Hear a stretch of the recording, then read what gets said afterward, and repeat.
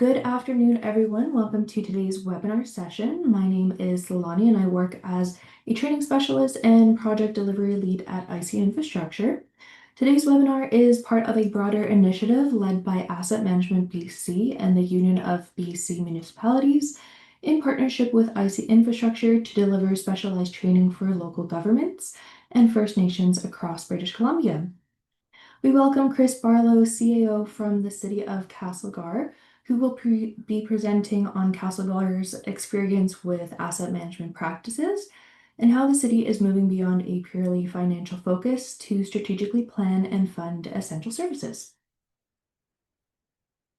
We'd like to recognize that this project is carried out with funding from the Federation of Canadian Municipalities, Green Municipal Fund, and Government of Canada, and we are grateful to FCM for their partnership. So here's a quick overview of today's agenda. We'll be providing some information about AMBC and UBCM's upcoming free training opportunities for BC communities. Then we'll hand it off to Chris for his presentation, and we'll have some time at the end of the webinar for Q&A from the audience. So please do feel free to drop in your questions in the Q&A throughout the presentation so that we have those during that question and answer period time. And lastly, we will do a quick wrap up to end off the webinar. For now, I'm going to pass it off to Ian Cranston, the Director of IC Infrastructure, to talk a little bit more about the free training programs. Great, thank you, Lilani. Yeah, so very excited to be sharing with you some of the opportunities that are coming up with AMBC and UBCM later this year. So there's going to be a couple of different tracks that we're working towards. Again, this is through the partnership that we've got with the Green Municipal Fund, FCM, and the Government of Canada. And this is all about tailoring some of the best practices out there around infrastructure planning, asset management, getting into climate and equity considerations as well. And the first course that we're going to be putting out is really specifically for elected officials. So we've heard a lot from practitioners across BC that we really need to get the elected officials understanding the challenges that we're facing when it comes to infrastructure and how we move forward with making better decisions and dealing with these risks that we're facing when it comes to climate and the wider community. So that's going to be one of the courses that's coming out later for elected officials. The other one that we're putting together is specifically for senior management and CAOs. So very excited to have Chris here sharing his journey as a CAO and what they've been through. And part of the training is going to be targeting CAOs and senior managers like Chris across the province to help them get to grips with asset management and their infrastructure decisions that they need to make and trying to balance all the different priorities that are there. This is all going to be done through an e-learning course. So it's going to be a 2-hour e-learning course that comes out later this year. And through the funding that's been available from FCM, the Government of Canada, as well as additional funding from UBCM and AMBC, this is going to be free for all BC communities to access. And as Lalani mentioned, that is both municipalities, but also First Nations, regional governments, and anyone in that space that's dealing with public infrastructure. This is going to be free for them to access. So very excited for that to be coming out later on this year. Next, we are getting into more specific training for practitioners. So the people that are doing a lot of this work and trying to move forward with their journey. So one of the important things that we're putting together is what we're calling leveraging your asset data course. So this is really the basics for communities that are at the early stages in their journey. You know, how do you start to build an asset registry, an asset inventory, and start to get that initial picture of what your infrastructure is like and what position you're in as a community, not just today, but what the coming decades are going to look like, and are we ready to deal with that? So that will be coming out later this year, as well as one on risk. So really diving into, okay, like how do we deal with a lot of these things that we're getting faced with and bombarded with all the time? That includes a lot of these climate threats that we're dealing with. You all know that the challenges that we're seeing in BC when it comes to the climate change front and how that affects our infrastructure and our services, as well as some of the other considerations that we're all trying to juggle when it comes to our community services. So that's another course that's going to be coming out later this year. And the methods that they're going to be delivered by, so there's going to be e-learning as well. Again, that's going to be around a 2-hour course for each of those.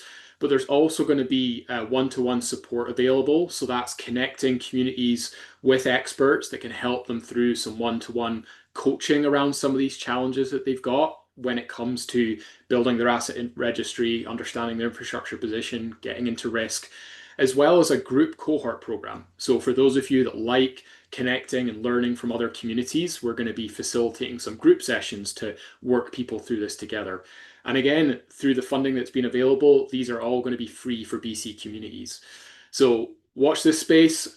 You will hear more about this at the wrap up later on in terms of how to access that. And I will hand back to Lani to set us up for Chris's session, and I'll see you on the other side. All right, thanks, Ian.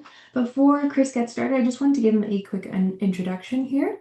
So Chris has been with the city of Castlegar since 2004. He started as an engineering technician and advanced through a number of roles, including utilities manager, director of transportation, and civic works before becoming the CAO in 2017. Before moving to Castlegar, Chris worked for the city of Red Deer in the public works and engineering departments for 4 years. Supplementing his local government experience, Chris has a diploma in geomatics engineering and certificates in local government administration and local government leadership development. Before finding local government, Chris had a varied career including logging, surveying in underground coal mine, and surveying and engineering for civic projects throughout Western Canada and Washington State. Chris loves the outdoors, and when not fishing, hiking, or hunting, he is on his tractor working on his hobby farm and vineyard. And with that, I will pass it over to Chris. Great, thank you very much. Okay, so we'll get started with the presentation. So the agenda for my presentation, first I'm going to start with a land acknowledgement. And so I want to respectfully acknowledge that I'm on the traditional unceded territory of the Snakes, the Steelix, the Shwepnik, and the Tanaha. And I offer my gratitude to the First Nations peoples for their care of and teachings about our earth and our relations, and may we honor those teachings. And with that, I'd like to welcome everybody to the presentation, and thank you very much for taking the time out of your day to join us. I didn't realize there was going to be an introduction, so I won't say too much on introduction. I think Lani said enough there about me. And so what I will talk a little bit more, though, is about the Castlegar context, because not everybody knows where we are. So Castlegar, for those that don't know, we're about a community of about 8,500 residents. We service about 15,000 people in the region. We're about halfway between Calgary and Vancouver, as I said, in the West Kootenays, between the beautiful communities of Nelson and Trail. For as far as infrastructure goes, we have about 88 kilometers of roadways, about 100 kilometers of water mains, 75K of sewer mains, and about 45 kilometers of storm mains. We're a hillside community, so from the water side, we have 8 reservoirs and one water treatment center, 2 pump stations, and then on the sewer side, we've got 8 lift stations and 2 sewage treatment facilities, one servicing north and one the south. So pretty complex system overall. So the name of my presentation is when it comes to asset management, money isn't everything, but it's close. And there was a reason for that when I was first putting it together. Was there's all sorts of technical details we can dive into in asset management. But what I really reflected on was without a funding source and some resources, you really can't get started. And so that's really just going to tell that story. And so when money's everything, how do we get it? And I'm going to tell this story from the CAO's perspective and from the Director of Transportation and Civic Works perspective, where I started this story. And I just want to make sure, acknowledge that nothing we've done in asset management is earth-shattering. There's a lot of great communities that have done a lot of great work that's far beyond even what we've done. But what I can say I'm very proud of is we've been able to find those resources and the funding that it's required for allow us to take the next steps and bring everybody along for the journey and be feeling good about what we've accomplished so far. I'm going to start my presentation off with a couple of quotes. And this is when we were first having the conversation with council about asset management. And anytime I talk about asset management, I always start with this quote, with being the best time to plant a tree was 20 years ago. And the second best time is now.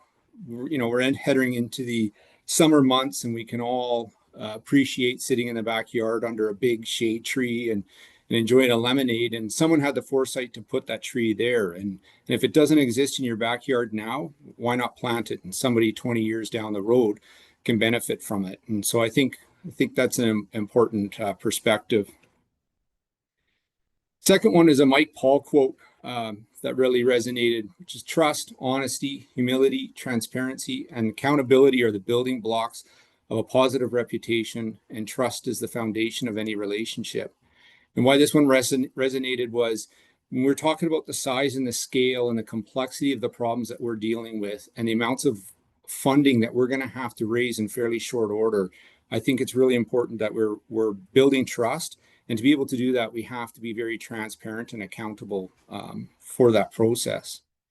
And the big point is, you didn't create the infrastructure gap. It's been building for years. We've all said that. And what we're trying to do is just fix it.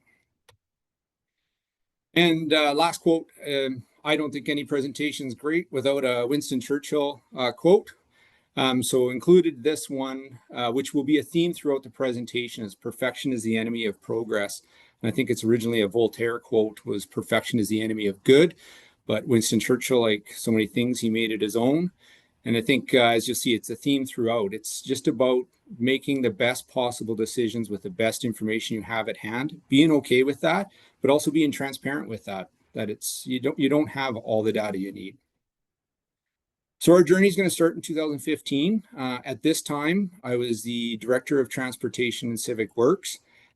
And a vision that I had started to emerge for asset management, both from planning and funding. And so the concept being is that you have some level of planning. It might be different for your asset classes, but at least a base level of planning done for all our asset classes, and have a funding stream there for it. And so that staff, who are the subject matter experts, have basically a pot of money that they know that they can work within and make decisions that are hopefully outside of political influence each budget year. So you don't have projects competing based on political influences. What do the assets need first and highest priority?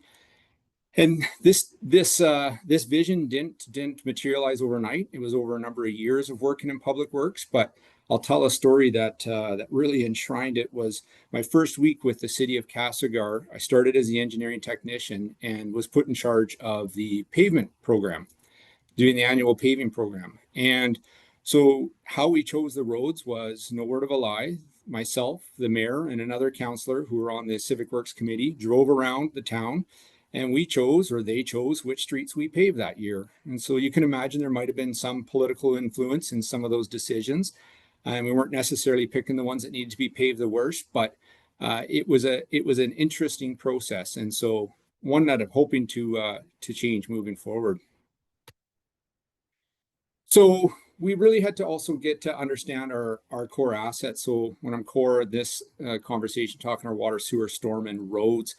So before 2015, if a developer came in and said they wanted to do some work, they needed to understand what we own for infrastructure, we would consult three different sources. A GIS system that was okay. We had as-built, on paper copy and Mylar, and then we had another set of as-built that we had built in-house. And so we'd basically pull those three sources of data together, hand it to them, and say, it's somewhere between a combination between these three. And so we knew that needed to change.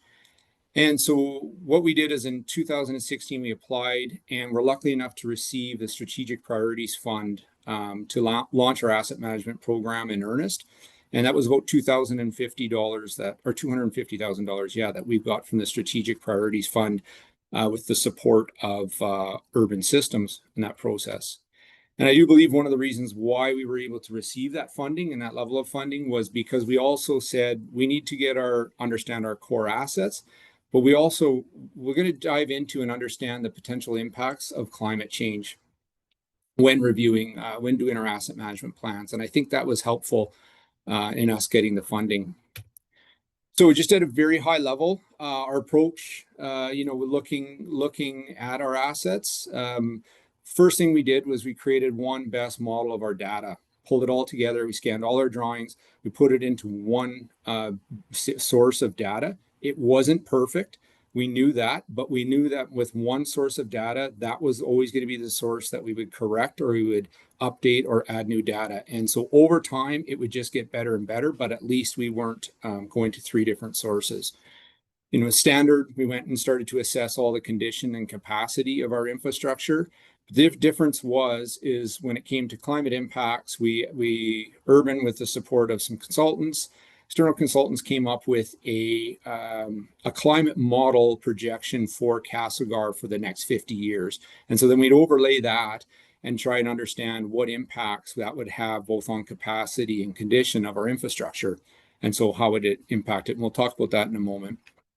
Then we created an integrated infrastructure capital plan and cost estimates, which I'll show in a moment, and created a 25-year capital plan that realistically now, with the cost of construction, et cetera, is probably closer to a 50-year capital plan.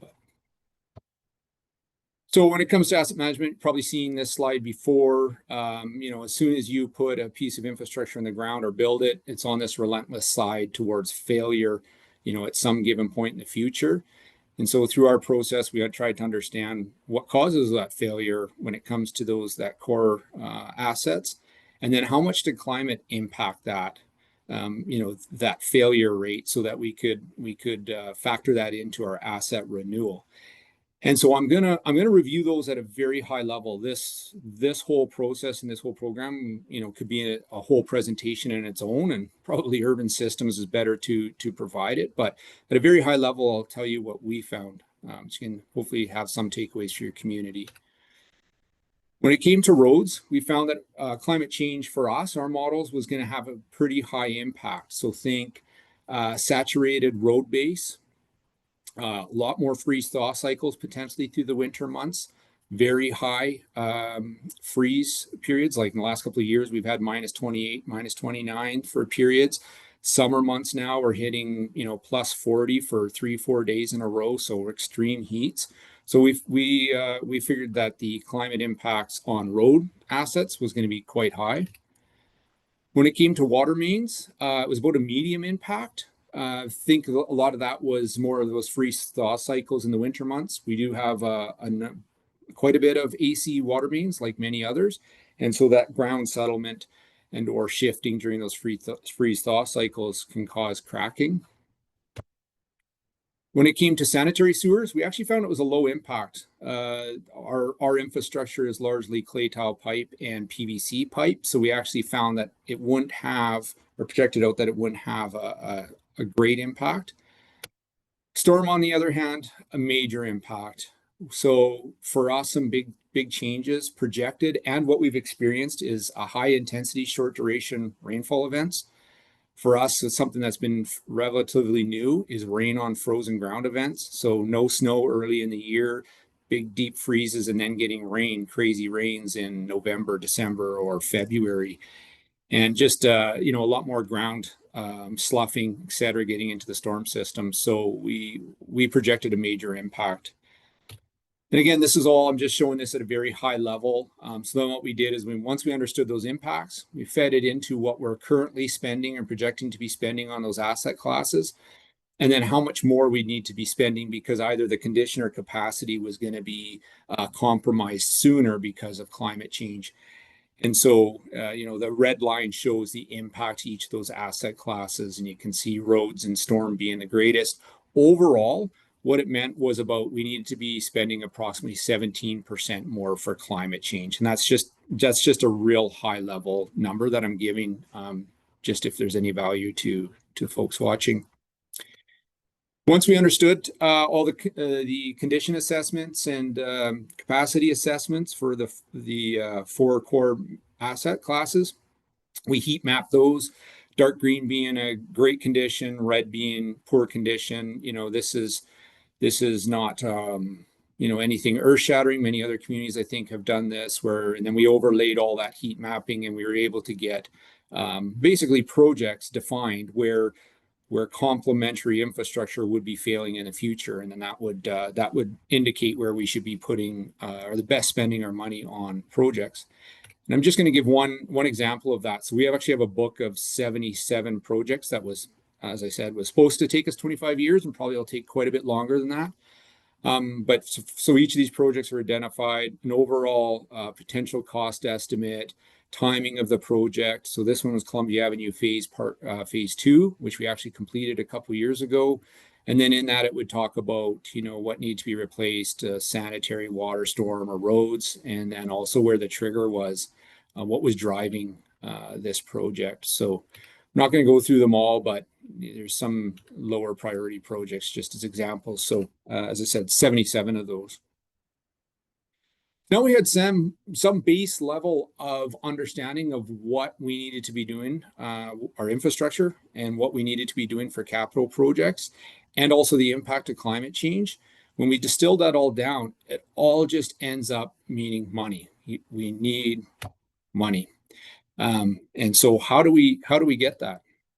So that takes us, our journey fast forwards now to 2017, which in 2017, our CAO at the time retired, and council made a decision on a future CAO. There was a competition that I put my name in, and in 2017, I was lucky enough to be chosen to be the CAO. I certainly was not perfection, but in some regards, I believe I was progress.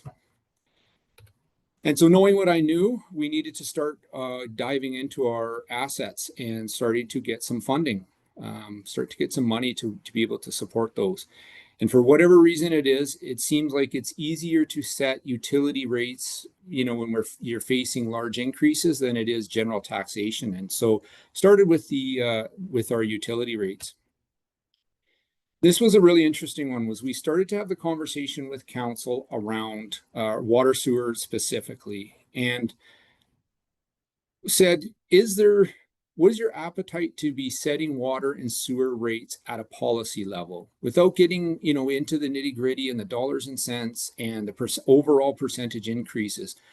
Could we, now that we had the data, enough data to be making decisions, could we agree on to how we would set water and sewer rates in the future based on policy? And so what we were able to show was we knew we were underfunding how much we needed for the water utility. So what we said is annual water rate increases by policy moving forward. Could we set 1% aside to support our reserves because our reserves weren't in great shape? 1% increase, which would be to close that infrastructure gap, that funding gap. And then we introduced this concept of cost of construction index. And so the idea on that was, your cost of construction is always going up. And if you're not keeping pace of that, even if you have money in reserves, you're actually losing buying power. So say you have $1 million in reserves and all your costs double, you can only get half as much done the next year. So if your reserve is not increasing by that amount, you're actually losing money and your buying power. So we brought this concept to council, and they supported the policy. Again, giving the caveat that if we start coming in with 20% tax increases or utility increases in this case, we're going to have a conversation, and rightfully so. So what we were able to show at that time with the best information we had on hand at that time was that it would take us about 9 years of that 1+1 to be able to really close the gap, the funding gap, build up our reserves. But then we also needed to put the cost of construction increase on top. Sewer, very similarly, we had the conversation, again, showed them the data that we knew, the information that we had. And sewer at that time, which we've since refined, showed that we needed a 7-year rate increase to be able to close that gap. It's turned out to be much more than that, and that's I'll get into that in a moment. But again, that's part of this, is that'll change as you get more information over time. The other one we've been working on for a couple of years was the storm system, and I think we were behind the times a bit from others on this one, but previously storm had just been part of our general capital, and so at any given year a storm project was competing with sidewalks, parks, any other project within the community. And so what we did is we actually spun it off and made it its own utility in fairly short order. And what we did to fund it was we created a parcel tax, which was $150 per parcel. It was definitely, I think, and again, is in the spirit of of progress. We moved on that, and it's not necessarily the best funding scheme, and we'll talk about that in a bit later. But at that point in time, that's what allowed us to be able to make progress. So along our journey, at this point now, we had the water, sewer, and storm with some level of planning done and a funding source behind it. So we were starting to, as we talked about, working towards our vision for asset management planning and funding. So we knew the next steps we needed to tackle the roads, fleet, facilities, and parks. And instead of there's a couple of reasons for it, but instead of tackling those each individually, we tackled them all at once. Problem was we didn't have all the information we needed to really be able to define exactly what the number was. And so again, perfection is the enemy of progress. That didn't stop us from moving forward. And so what we determined was here's what we figured we needed for capital funding needs for those asset classes. So roads, we did have the an asset management plan for roads. So we had a pretty good sense of the funding we needed, $675,000 annually. Facilities, we hadn't done any condition assessments yet and a full facilities plan. So what we did is we looked at what other municipalities were spending. We looked at what we were spending in repairs. We talked to some subject matter experts, and we came up with what we thought was a good number to at least get us started. Fleet we had a little better information on because we had historical capital replacement costs, we had repair costs, etc. We were able to peg that at $400,000 annually. Parks, again, another one we had not waded into any sort of parks planning at that time, asset management planning or anything. So again, subject matter experts outside of the city, support city staff involved, and looking at the total number of parks and came up to a value. And then the last one we also factored in was new. And so this is how we came up with this is we went back in the previous 10 years of budgeting and what new infrastructure had council supported in the budget in the past 10 years and then averaged that out. Because when we were talking this kind of money, it was important to not just talk about in our mind just asset renewal and not be allowed council and the community to have funding to be able to grow, to be able to respond to new needs, just to be able to have funding to do new things within the community. And so we also factored that in. And so we went to council, we said, to fund all these asset classes, as well as to be able to fund new capital as you've previously done, we need an annual funding amount of approximately 1.9 million, 1.895 million.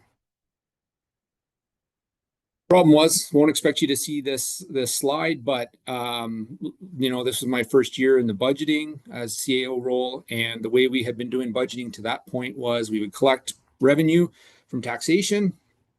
I took off all operational costs, and whatever was left over was left for capital. And in the first year, we had $71,000 available for capital, and reminder, we needed 1.895 million. So a huge discrepancy there. And so this brings us to 2018. A couple big things happened. One, this very brave group got elected in 2018. I now had 1 year of budgeting behind me, and I knew what we were facing. And maybe most importantly, I had passed probation. So I was able to start having some of these conversations with council. And so I say this was a very brave council because they got voted in November 5th. Some new council members, new mayor, and knowing what I knew about where we were for our funding gap, November 5th, they were voted in, and we went into strategic planning November 16th and 17th. So roughly a week and a half later. And there was a reason for that, because I wanted to make sure they knew the state of our assets and our funding. So brought the story to them and gave them the cold hard truth, and then asked them what would they like to do? Do they want to tackle this? And to a person, each of them said, absolutely, that's what we're here for. We want to dig into this and see what we can do. So off we went. And so we got into budgeting right away. And when budgeting and talking about this, when we're talking asset management, it's really important. The language does matter when we're having these conversations. Council talked about wanting to tackle this, and we did as staff. This was about a legacy. So we were we were planting that tree for 20 years down the road. So this was leaving a legacy for our kids and for future councils.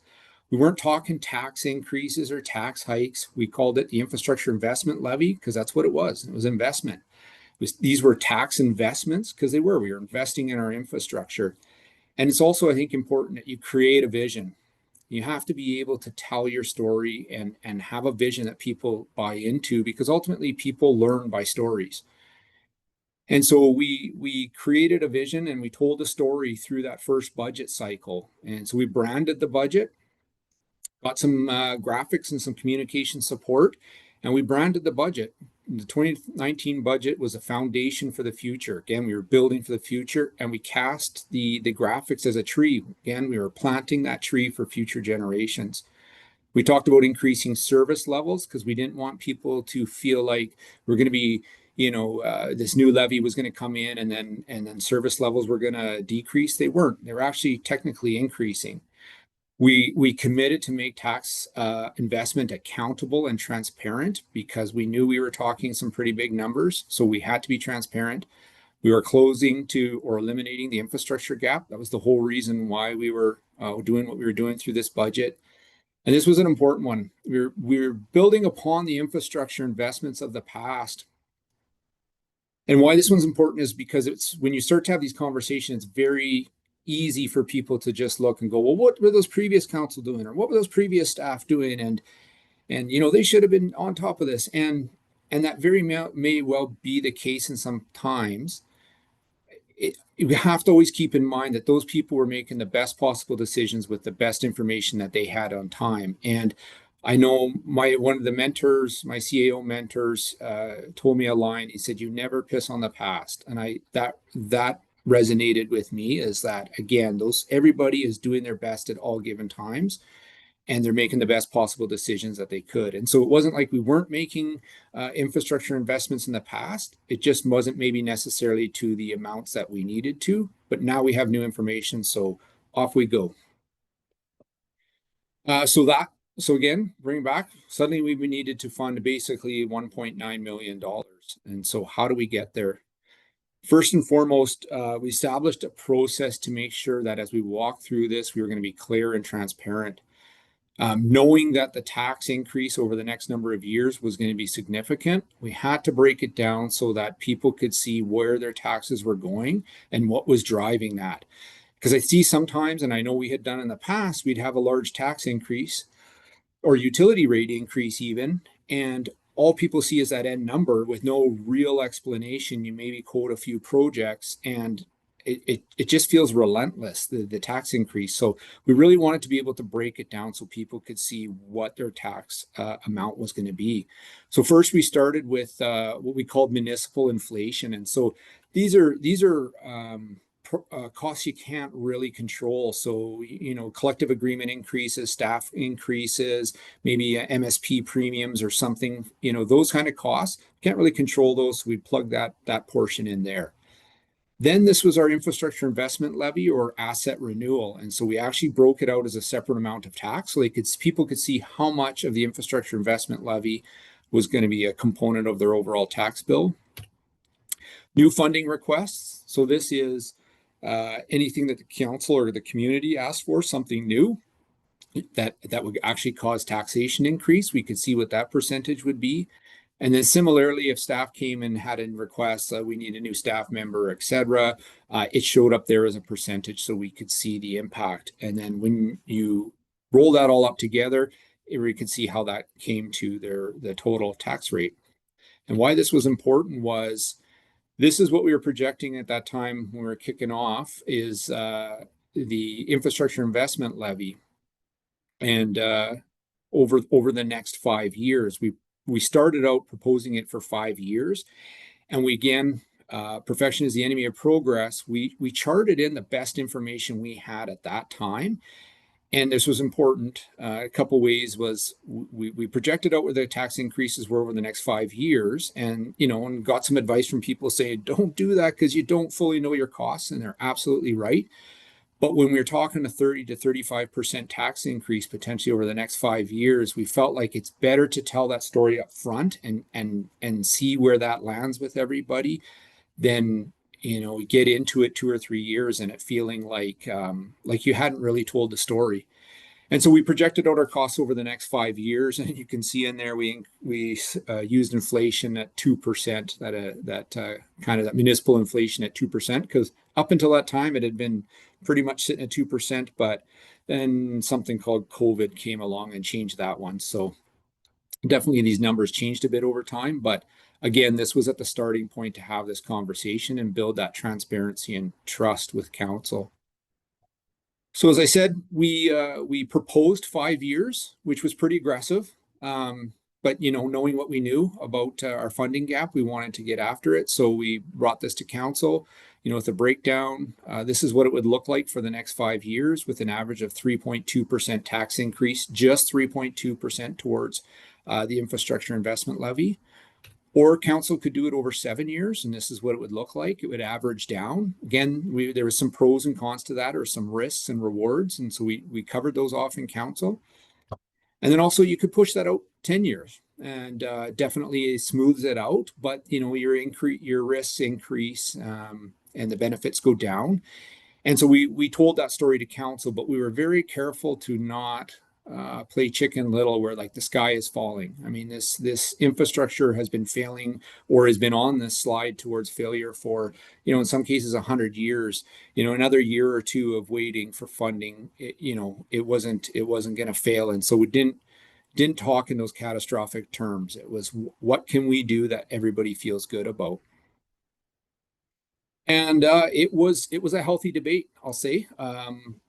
Council was committed to having this conversation, which they did, and they had a healthy debate. And so these are some of the headlines, in the newspaper. Castlegar property taxes might rise by 7%. There's a letter to the editor from one of the councillors, saying this might be overly ambitious, potentially a 30%, 37% tax increase. Council was having really good debate, but the thing that I'm most proud of is that they were having debate around the right things.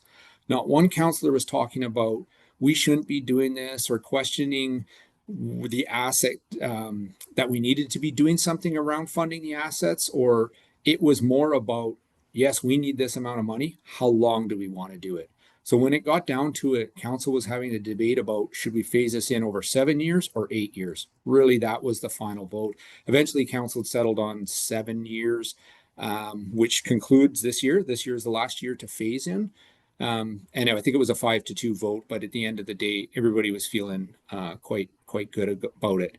And so good, in fact, that something that I talk about is, like, through years when we had COVID years, a lot of municipalities were looking for 0% tax increases to really provide relief to citizens. We were doing the same, looking to cut costs. We did all sorts of things to keep tax rates right down. But when it came to the infrastructure investment levy, council kept that full portion in through those years, because they said, no, we've made this commitment. We know how we got here. We bought into what we're doing. We're going to keep that portion of the taxes. And I think in 1 year, that was the only portion of the taxes that got levied. So now with the infrastructure investment levy in place, took a bit of a breather, and then went back and started to look next couple of years about the water and sewer rates. And there was a reason for that. And going back to perfection is the enemy of progress. Remember, we set those water and sewer rates using a cost of construction index number, as well as 1% and 1%. Well, we never really got around to calculating that cost of construction, and we struggled on how we would calculate that. And so we have been using CPI in its place.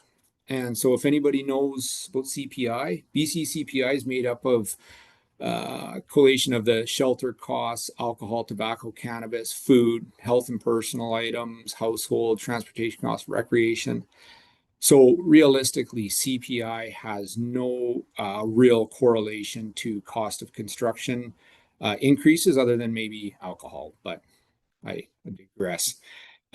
So we didn't have a true cost of construction index number that we could use to actually make those smart decisions. So enter the MPI, Municipal Price Index. And so again, with the support of Urban Systems, commissioned them and said, we really want to be able to be making smart decisions around our water and sewer. And so how can we come up with an annual index to be able to preserve our buying power? And so they help us with this each year. Each year it's a new year for projection for the next. And they looked at wages. So, what are your wage increases across the organization? Administration costs. So, what is courier costs, cell phone, internet, those sorts of costs.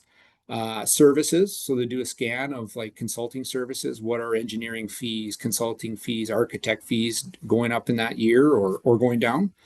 Operations costs. So this is largely think like electrical costs, chemical costs, those sorts of things related to water and sewer.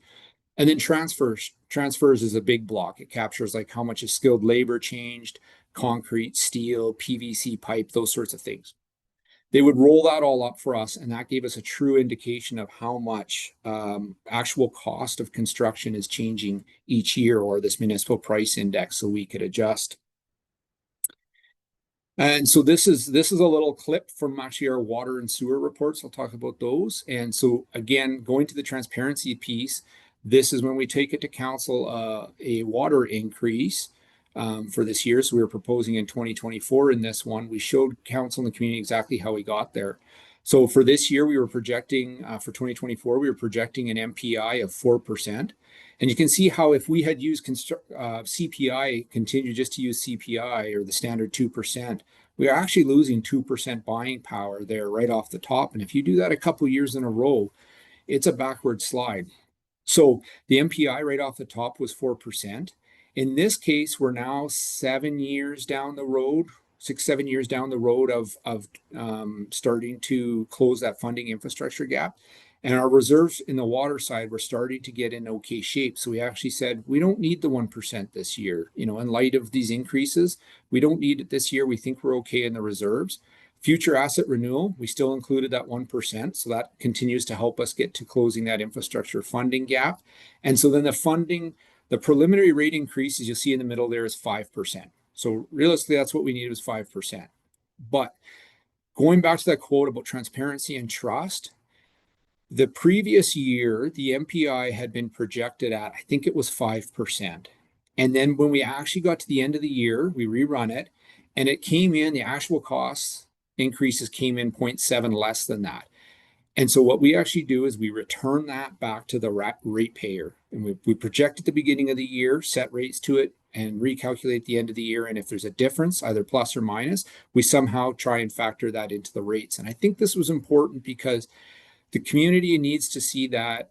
I think they can understand why the MPI, but they also need to understand that if it comes in lower, that gets returned to them, because it can feel like sometimes just rates just keep going up and up and up, and there's no relief. And so I think this was an important component. And so overall, when you factor that in, water came in at 4.3%.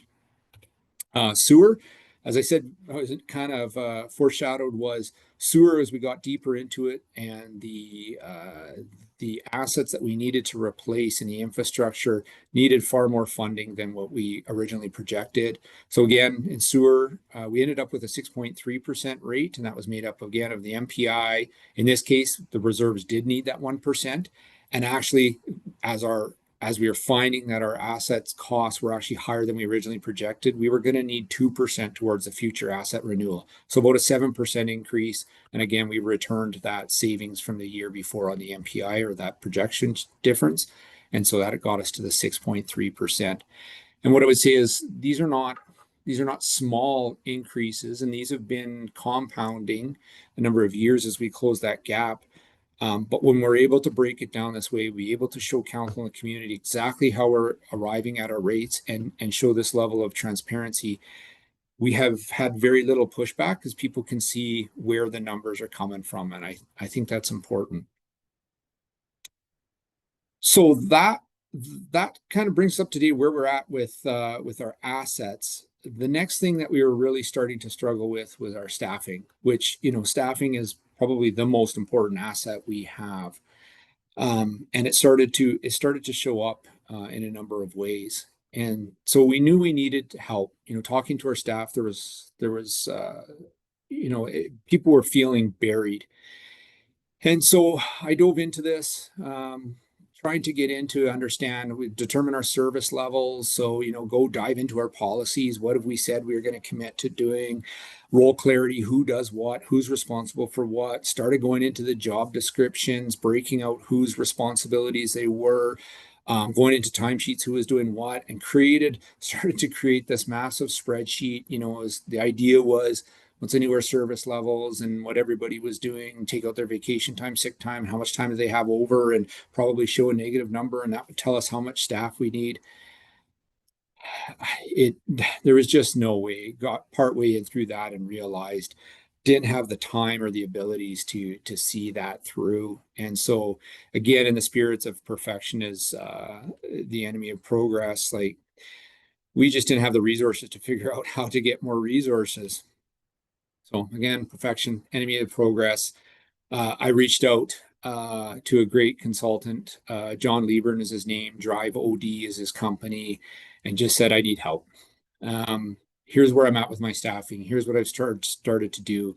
I know what we need, but I don't know how to get there. I don't fully know what we need. I just know we need to find some help. And so John came in. And sorry, what I should say around this is staffing. When you're talking about asset management and you're talking about extending the life of your assets and being able to better manage your assets, you need staff for that. So staffing is a really big part of the overall equation when you're talking about asset management and doing that well. So sorry, just a little bit of a side that should maybe mention before. Diving in, so John came in. We interviewed 50% of the staff, targeting staff that had been here 5 years or longer. We talked to them about what are new and enhanced expectations or responsibilities had come to them. What new things had come to the city in their experience. We did a very in-depth peer comparison of staff numbers. So we looked across municipalities, like-sized municipalities, service levels, and looked how they have for staffing. Then we did peer comparison. So this is your LGDE. We looked into that. Always, the province will always ask me to say that's why it's so important to do good numbers in your LGDE, because it gives you a peer comparison. So we pulled that out. We talked to our staff about personal impacts of the workload in the workplace and what they were seeing and the changes. And then we evaluated those cumulative impacts. And what I would say is, this is using John's language, was in any one of these on their own was not a strong enough rationale to hire staff. Doing a peer comparison and say, well, if they have 10, we should have 10. That can't stand. But when you did all of these and you looked at the cumulative impacts, it definitely gave you a strong enough trend to be able, I believe, to make decisions. And so with that, we brought it to council, and we had a real honest conversation with council and said, not only for asset management, but just for the progress of the city and to be able to move things forward, here's where we're at with staffing, and here's the impacts on our staff, and here's what, how it's going to impact our service levels. And again, we've been fortunate. We have amazing councils that are super supportive of staff. And so with that, we were able to actually hire a number of positions, and a lot of them are directly related to asset management. So project manager to deliver our capital projects in an efficient and effective manner, consistent. 3 assistant managers across Civic Works, and a lot of that was around trying to quell the chaos of the day-to-day and be able to get better scheduled maintenance on our assets. We also got 4 new frontline employees, so 2 on the water and sewer side, 2 on the roads and park side, a GIS technician, because we did not have a dedicated GIS technician. So you can imagine that's going to be a huge help. We got a planning position because that showed up as a need, as well as IT, because IT is a huge component of a well-functioning asset management plan. One thing I would also say too is having a great CFO is critical for this, because obviously we added these number of positions over only a couple of years, which was quite significant for us. And through our CFO was able to balance that out and be able to smooth out those increases over a number of years, which helped lighten the impact on any given year when it comes to taxation. So in conclusion, Talk about the next steps. Our journey continues. So again, going back to our vision of asset management plan and having a plan for every asset class and have it funded. We've continued that work. So here's a list of all of our asset management plans or different levels of planning that we're doing. I'm not going to read them all, but the ones in reds are ones we're completing this year. Where we're trying to get to is where every asset class within the city has, again, some level of planning behind it so that we can make smart decisions around funding. And so this is where we've been working. And this kind of goes all the way back to the beginning of why money is important, is because you can't do this work. You can't have the people dedicated to do it. You can't hire the consultants. You can't be making smart decisions without first having some money to be able to start to doing this work. And so our journey continues. As I said, refining all master plans as needed. One of the things we started to shift into is annual work planning to try and tighten up what we're doing in any given year and make sure that we can be successful in delivering that, so we don't shotgun what we're taking on in any given year. And that's been a learning experience for sure.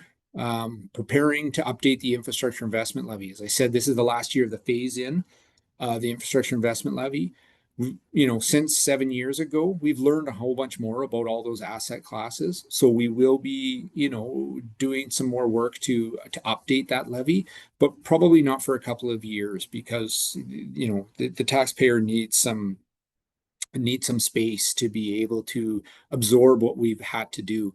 And I've used the analogy of taking off in a car. We were at 0 and we needed to get to 100, and we did that. And it was quick, and it was rough, and it was intense.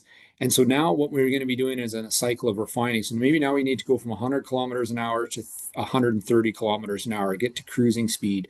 We can take our time now. That can be a smoother and gentler transition to get to that, cruising speed. So we're going to take our time there. We want to replace the storm system parcel tax with a better tax, working through that this year, what that looks like. Lots of good examples out there. Some other communities have done great work on that. And then the other one we're going to be diving into this year or the next is a community survey. Talked about it for a number of years, but starting to do a biannual community survey to talk about service levels and just how they feel about the services that they receive from the city, because then I'll help us make decisions going forward around service levels. So key takeaways from my perspective, they're not Churchill quotes, but they're not bad. I think, again, going back is conveying your vision. And this is whether you're a CAO, whether you're out of Civic Works, whether you're an engineering technician or a GIS technician, whoever, you can still put into what your vision is, what you're trying to achieve, and tell the story of what we have, how we got here, where we need to go, and why. And so I think everybody can do that. Build trust through transparency. Tell everybody what you're doing, why you're doing it. Be completely transparent with the numbers. Don't struggle alone. Use consultant help.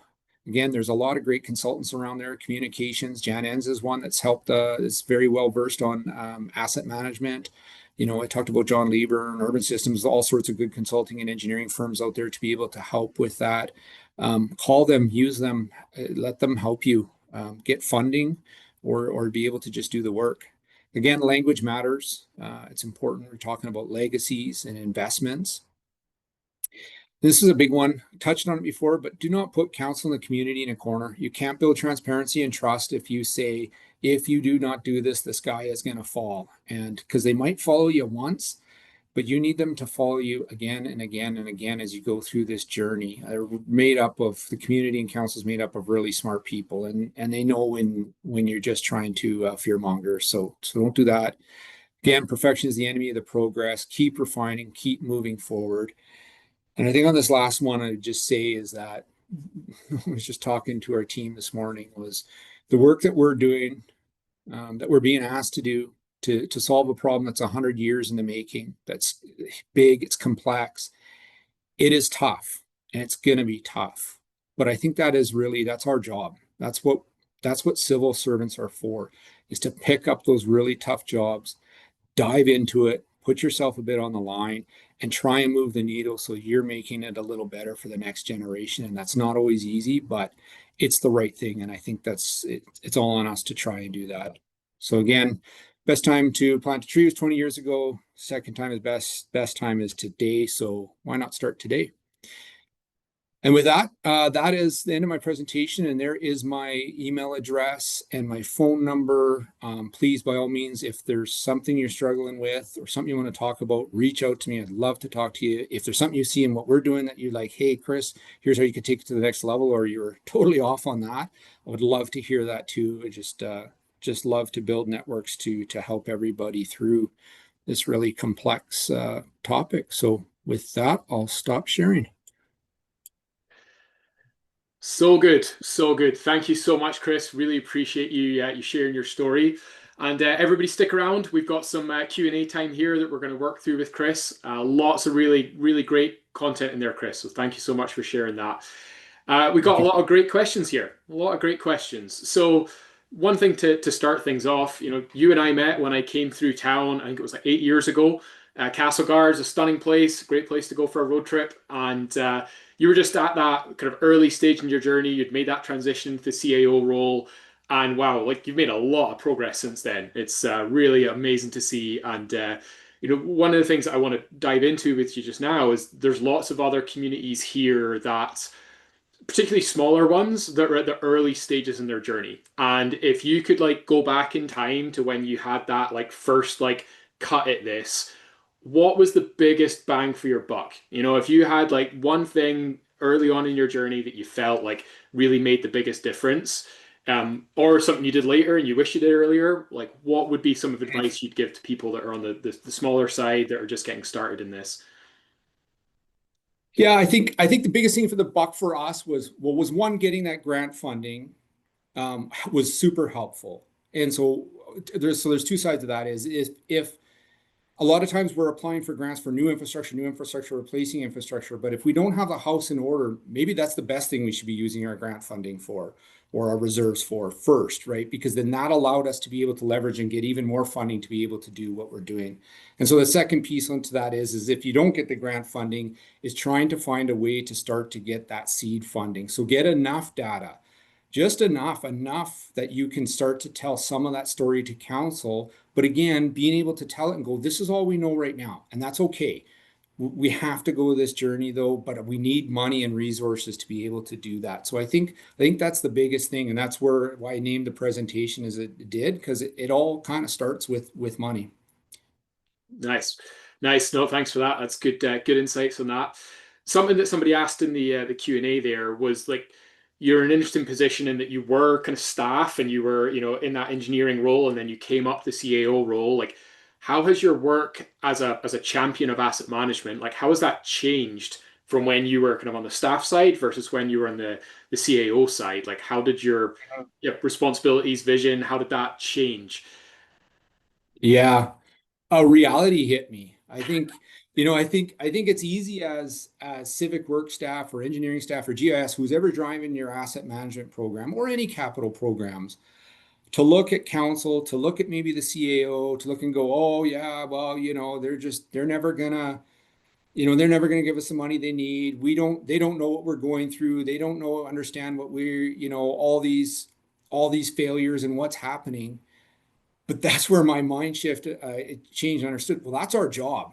And if we're not telling that story and we're not showing the risk and we're not putting ourselves in their shoes and understanding what it takes to make that kind of commitment and being able to put it in a palatable way that they can go, okay, politically or personally, I can get behind that, then that's really our job. It's got to start there. And because in our case, and especially in smaller municipalities, these counselors, they're in community groups, they're in the grocery store, they're getting touch points with the community all over. And if they don't feel really good about tax increases and what they're trying to do and really understand what they're trying to do, it's tough for them. So they're not going to be able to support increases. So I think that definitely changed. I look back and went, oof, yeah, okay, I could have done better.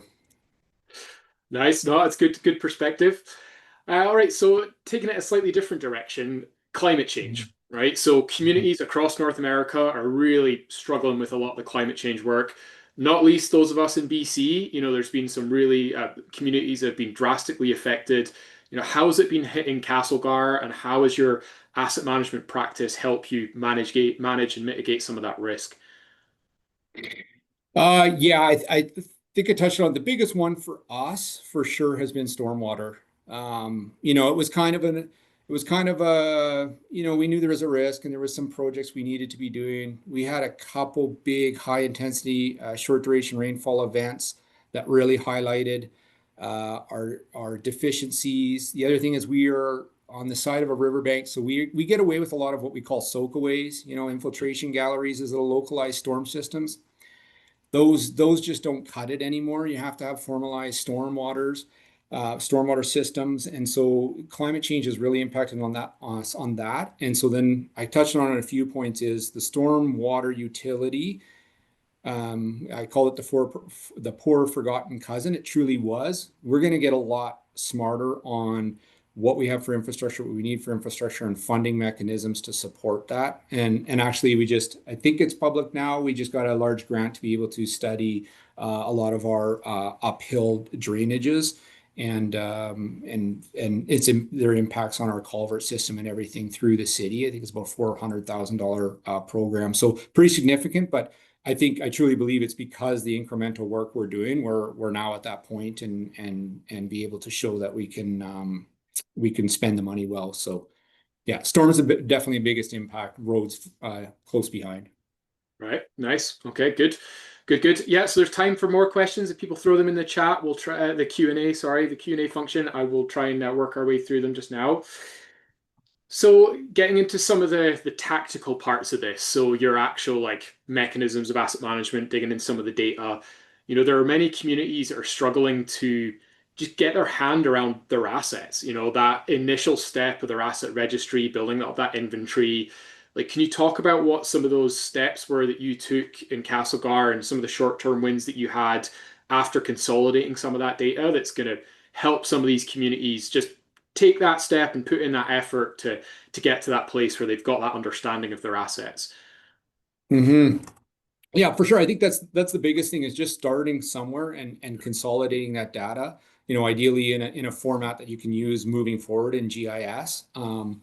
And again, using external consultants for that support. Again, trying to find that little bit of money if you need to get somebody in. We sent all our drawings away to get scanned, linked. The other thing I didn't talk about was we brought in our staff and even some retired staff when we went pipe by pipe.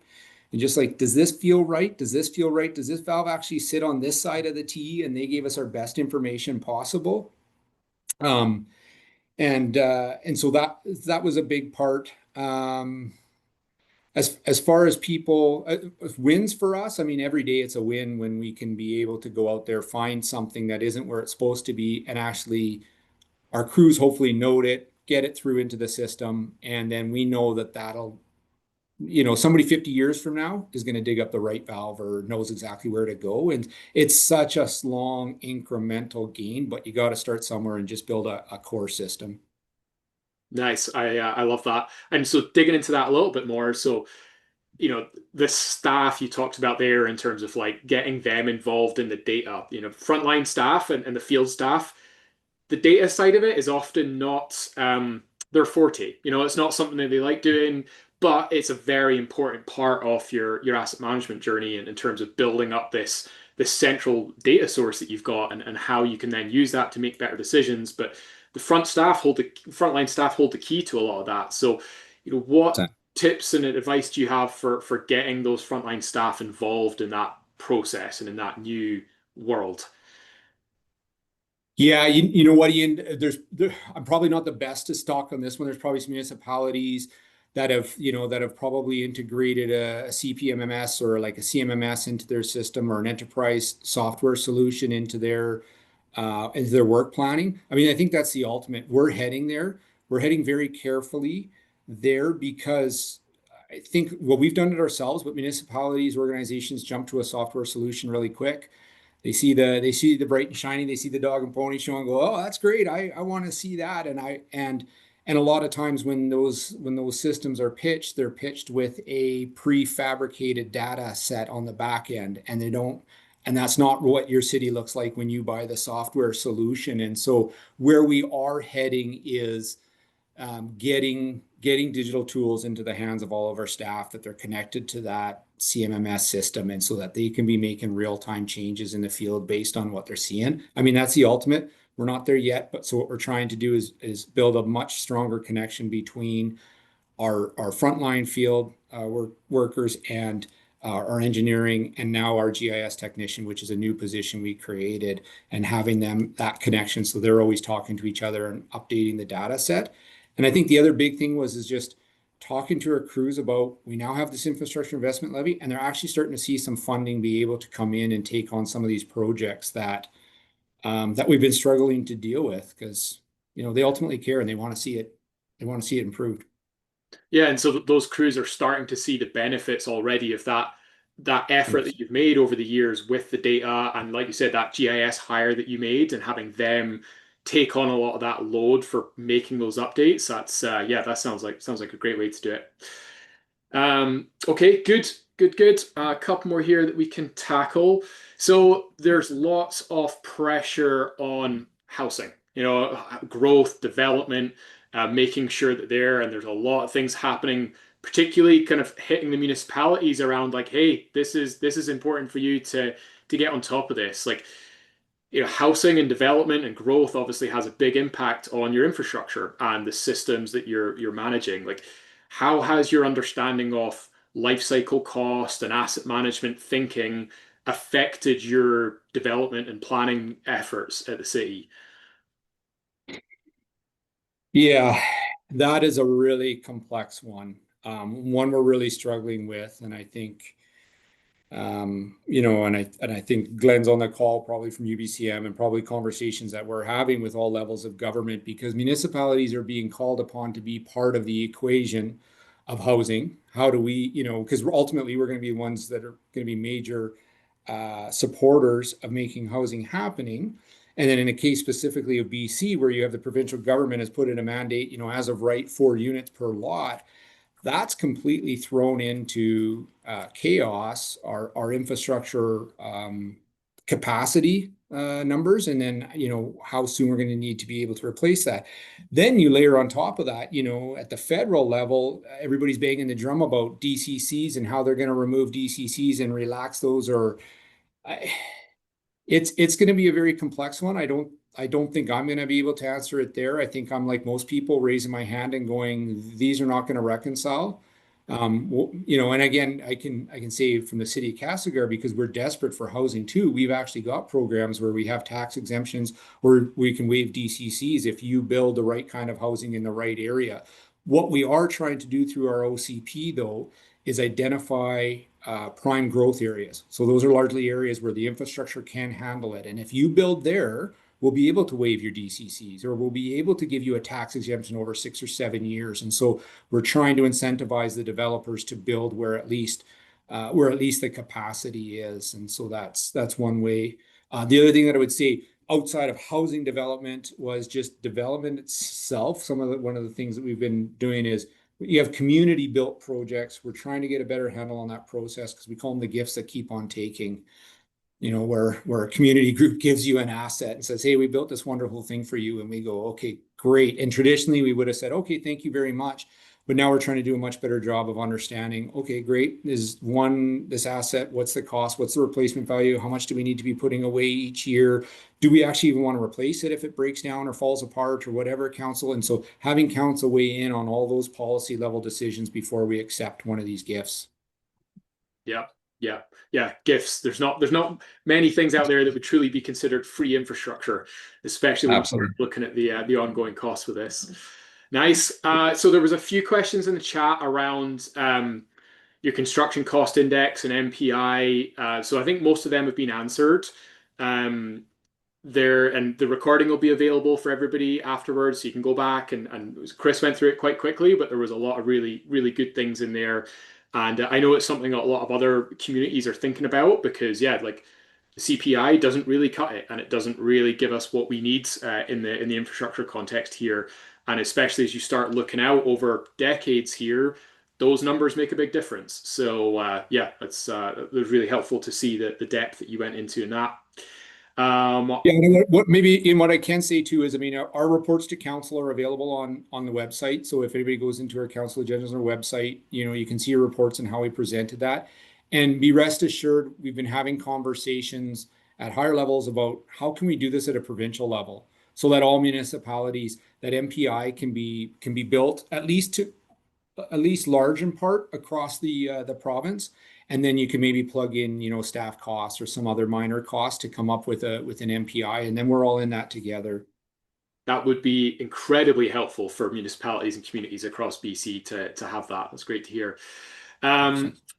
Another question that I can answer here, and you can chip in, is around funding for infrastructure. So capital funding for some critical assets. Some small towns out there that are just at the end of their life of some pretty major assets, and it's $30 million to build a new treatment plant, and it's like, hey, we've got a population of 1,000 people here. Like, how's this going to work? So, there are various capital funding sources out there, both from BC. They were just presenting some of those at their roadshow over the last couple of weeks. So we'll put a link to some of those sources between the Community Building Fund as well as the Strategic Resource Fund. There's some really good sources there. There's also some funding direct from the the feds around capital funding. So there are things out there that can help with that. But no doubt, some of these numbers that you see as small communities are completely terrifying and overwhelming. So what's been your experience of that, Chris, over the last 10 years in terms of the funding and the capital for this? For sure. And we're facing it just like everybody else, probably looking at having to do something around our sewage treatment plant. And what I'm seeing some other people's numbers come in, it's scary. But how we've approached it, and I think we've gained some traction with this, is I mean, I put myself in the grant funders' shoes. Okay, this little community of 1,000 people needs $30 million. And there's how many of those across Canada or across BC? And if they need 30 million and they need 30 million and they need 30 million, so they're looking at that. And then we're also looking at historically and across the board, I do believe we're underfunding or undertaxing for the amount of assets we have.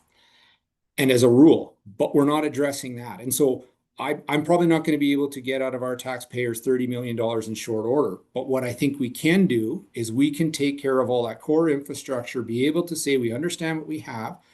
Our ratepayers are paying what it takes to be able to renew that. And it's been tough in our case. So we go to higher levels of government. We said, we've increased our taxes by 35% over the last 7 years. We can't do any more. We've done our part. And we need, in this case, $30 million. We need a partner in this. I think you're having a much different conversation with those higher levels authorities and the granting authorities, because they're not looking at you as a community that's just going to come back every time the sky falls. Okay, well, it's 30 million for that. And then next year our main road's going to fail. And then the next year it's our water treatment center. Like, those big ones are always going to pop up, but the rest of our assets, we should be starting to build out plans. And some of them might have to be quite aggressive to start to fund those. Yeah. Yeah, and that's certainly something that we're seeing as well across North America. Like, the communities that are able to better articulate their needs and be, demonstrating that they're planned and they're having foresight around some of these things, they're in a much better position to gain some of those funds. Because like you say, those funders have a bit more confidence that, yes, the sky might be falling there, but they're knowing that it's falling and they're not like waiting for a lot of these things to hit them around the corner all the time. Yeah, 100%. Nice. Okay. One more question for you, and then we'll wrap it up. But this Okay. one's a big one. Thought I'd save a good one to last. So, Okay. prioritization and decisions. So you had your boxes on your slide there for how you make decisions around your assets, and you're faced with 100 things that you need to fund, and you can only fund 50 of them. Like, if that, how would you decide what gets done and what gets deferred? Like, and that's a whole other webinar in itself. But can you give us the Coles notes in terms of what some of the things you think about, including you mentioned that climate change is starting to feature more in that. So what are some of the Yeah. the criteria and the things that you think about when it comes to prioritization for your capital work? Yeah, I think the first thing, of course, for us was to have that integrated infrastructure capital plan, and so that we had an understanding of all the projects across the city based on condition capacity. So at least we had a starting point, and then you're moving those pieces around, and then that's where a real in-tune staff starts to come in, where they're looking at what development's happening in that region, how many people are being serviced by that street or that road. Um, if it's the storm that's over capacity or failing, having the guys that are actually have been backing that line and knowing what the condition of that pipe is or whatever, start to give you some priority sequences of what's going to fail and how catastrophic is the failure going to be. When we built that chart of projects from 1 to 77, we ran through a scenario like that, your standard risk versus impact scenario to kind of get to those. But I think the piece you would start to layer on over top of that is exactly that staff's knowledge around development, et cetera. And then there is also somewhat of political angle to it because, I mean, a major collector road that everybody drives over every day, is going to get, from my perspective, is going to get some priority because every taxpayer is touching that road and you're going to provide the biggest bang for the buck with fixing that. So not to say it's going to, jump the queue of 20 projects, but it is a consideration. So there's no real perfect answer there. And if somebody does nail down, maybe AI can help us with that and spit out an answer. But right now it's still a little bit of staff's intuition. Yeah, I think there's always going to be that. You're never going to come up with a perfect system that's going to be push button prioritization done. It would be lovely, but it's too complex a problem. So, like what you're saying there, like your integrated plans and your asset management plans are giving you that base. You know what those things are going to be over the next 5 years based on when like you said, your condition and things there. Yes, there's always going to be some surprises and you can work out how you fit those in, but it's not this mad build from scratch every year. There's lots of things there that you're pulling in. So that's great to hear. Thank you for sharing that. Okay, Certainly. that's yeah, that was epic. Thank you so much. Lots of people have stayed Sure. on all the way to the closing parts here, so really appreciate that. Rowan's going to put a poll up there in the chat for people to see, or come up on your screen there, and I will hand back to Lani for a bit of a wrap up, and then we're all good. So thank you again, Chris. Really appreciate it. Absolutely. Thank you, everybody. And thanks for inviting me. Appreciate it very much. So, if you did get that Zoom poll, that should have just been popping onto your screen. But we'd really appreciate if you could give us some feedback and share your thoughts and just quickly complete that poll there. As mentioned earlier, there will be a free training program for all BC communities available this upcoming fall. So on the screen there, feel free to scan that QR code, or you can go to the training site to get the latest updates, and we will pop that URL directly into the chat so people can grab that. A lot of people were asking in the chat if the webinar recording would be uploaded or sent. So yes, it will. We will be following up with all attendees to get that web recording as well. And then lastly, we do want to just quickly let everybody know that AMBC will be hosting their 2025 conference on November 5th and 6th, and that's going to be in Richmond, BC. So if you are interested to find out a little bit more information, there's their site, as well as we will pop that URL into the chat. All right. And lastly, as we want to just wrap up, we do want to say a huge thank you to Chris Barlow for presenting today, to the City of Castlegar, and to all the attendees that took the time out of their day to join us for the webinar. We will be following up with all the attendees again, just to give you all those resources that we covered during today's session. And with that, we hope that you all have a great rest of your day and have a little bit more time back in your working day. So we'll just again pop Chris's information in last into the chat there so that everybody can grab that. And thank you so much.